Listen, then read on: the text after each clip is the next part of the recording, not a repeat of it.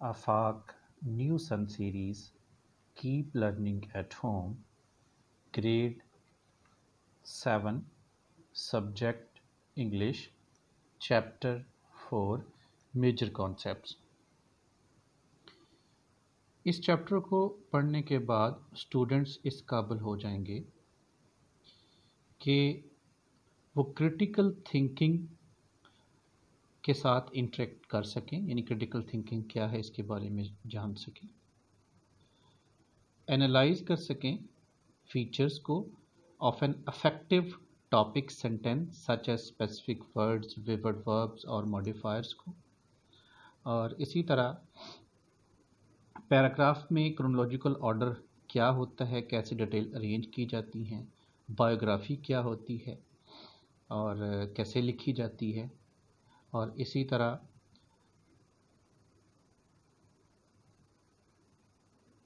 वो जान सकें strategies to comprehend a question by making keywords, और इसी तरह एक्सप्रेशन ऑफ डिसअपॉइंटमेंट के बारे में जान सकें और आइडेंटिफाई कर सके, प्रोनाउंस कर सकते हैं मिनिमल पेयर को और कॉमन प्रॉब्लम्स क्या होती हैं इनकी प्रोनाउंसिएशन में, वो बिल्ड कर सकें एंड यूज़ कर सकें अप्रोप्रिएट वोकेबलरी को, और इसी तरह कैसे सिंगुलर से प्लूरल बनाया जाता है फॉरेन वर्ड्स का उसके बारे में जान सके, इंडेफिनिट प्रोनाउंस क्या होते हैं उसके बारे में जान सके,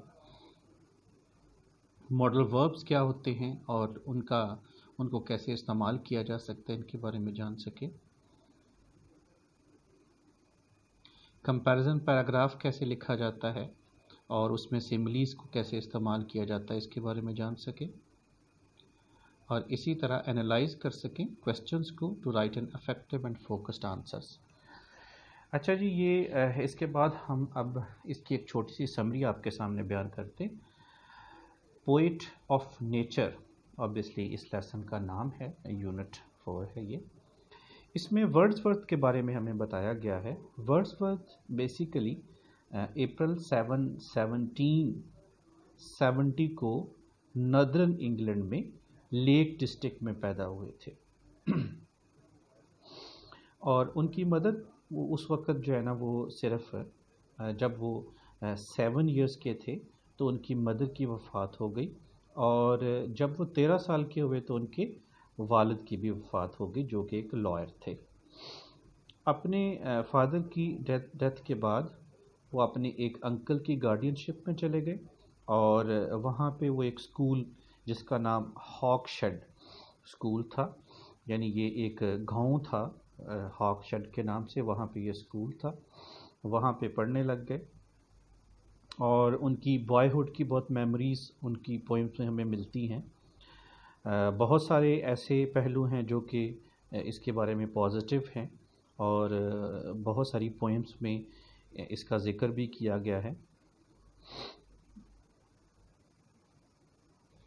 उसके बाद 1787 में उन्होंने एस.टी. जॉन्स कॉलेज कैम्ब्रिज उसको ज्वाइन किया अपनी कॉलेज स्टडी के लिए, और 1791 में वहाँ से ग्रेजुएशन की।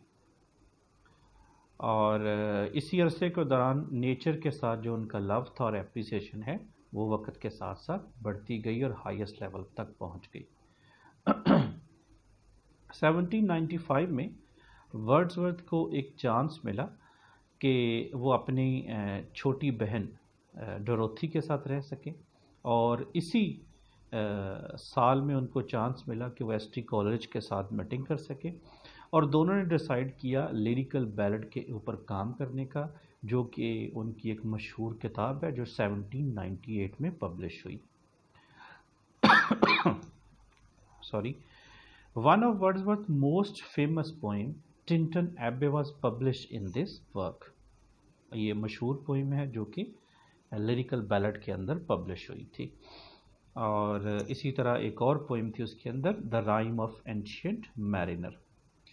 डैफोडिल जो कि बीए के सिलेबस में है वो भी वर्ड्सवर्थ की लिखी हुई पोइम है, जिसके अंदर वो अपने आप को डैफोडिल के अंदर जो है ना, डैफोडिल की वैली के अंदर चलता हुआ महसूस कर रहा है, और येलो डैफोडिल हैं उसकी एक लेक है उसके इर्द गिर्द हैं, और उस इस ब्यूटी ऑफ नेचर से वो लुत्फ़ अंदोज़ हो रहा है, फ्लटरिंग एंड डांसिंग डैफोडिल से।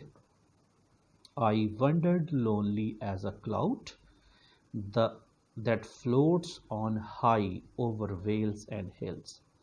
इसी तरह एक सॉलिटरी रीपर के नाम से एक और पोएम है वर्ड्सवर्थ की, जिसमें वो एक छोटी सी लड़की गांव की है, जो कि गंदम को काट रही है और साथ साथ जो है ना वो एक सॉन्ग जो है ना वो गा रही है। और वर्ड्सवर्थ कहता है कि भी ये ऐसा सॉन्ग है जैसे वो नाइटिंगेल और कुकू का सॉन्ग है। और वो ट्रैवलर्स को कहता है कि भी इसको रुक के जो है ना वो आपको सॉन्ग को सुनना चाहिए।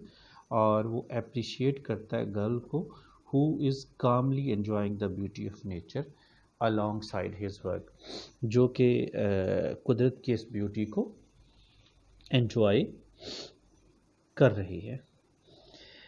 Behold her single in the field, yon solitary highland lass। और इसी तरह उसकी एक और पोएम है माई हार्ट लीप्स अप। इसके अंदर भी उसका नेचर से लव दिखाया गया है। When he sees a rainbow, his heart becomes extremely happy, and this feeling is constant even when he is old। यानी बुढ़ापे में भी ये फीलिंग उसकी बरकरार रही। My heart leaps up when I behold a rainbow in the sky। अच्छा, इसके अलावा उसकी अदर कुछ पोएम्स हैं which are very famous one, जिसके अंदर रेजोल्यूशन एंड इंडिपेंडेंस हैं। The world is too much with us, the sun has long been set to a butterfly and Tintern Abbey। Wordsworth की डेथ 1850 में royal mount में, ridley mount में हुई और इसको बरी किया गया, यानी इसको दफनाया गया एसटी ऑसलैंड चर्च, जो कि ग्रासमेयर में है। वर्ड्सवर्थ को नेचर का पोइट कहा जाता है और वो सिर्फ नेचर का पोइट नहीं था बल्कि सोल और इमेजिनेशन का भी पोइट था। और उसके ख्याल में ये वह चीज़ है जिसको बच्चे अंडरस्टैंड कर सकते हैं।